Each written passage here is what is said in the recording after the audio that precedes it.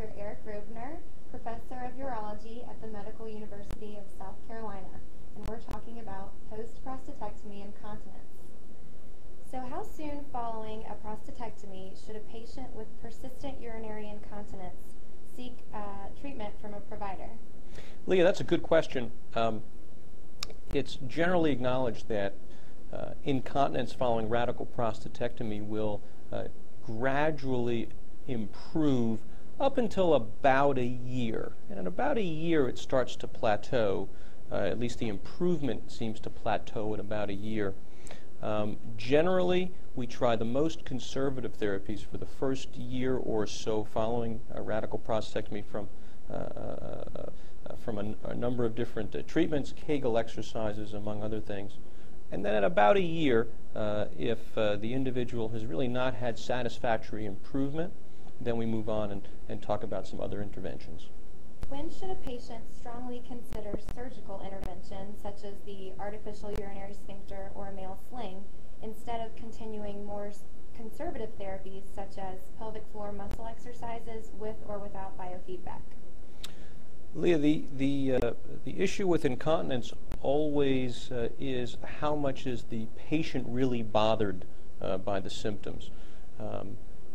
There are secondary complications of urinary incontinence in some people, skin breakdown and infections and some other things. But really, the decision to proceed with more invasive treatment, such as an artificial sphincter or a male sling or other interventions, is really patient-based.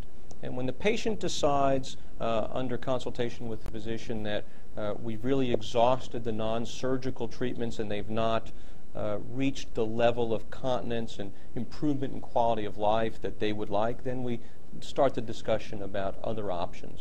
And once we have that discussion, we start having that discussion, not every surgical intervention is appropriate for each individual.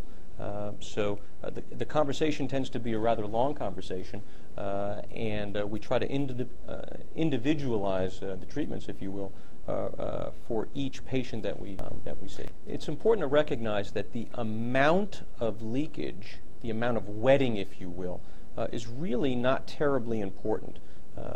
There are some individuals who leak a tremendous amount of urine but are not terribly bothered by it and really don't want any intervention. And then there are other individuals who are really incapacitated by even the prospect of a small amount of leakage following prostatectomy.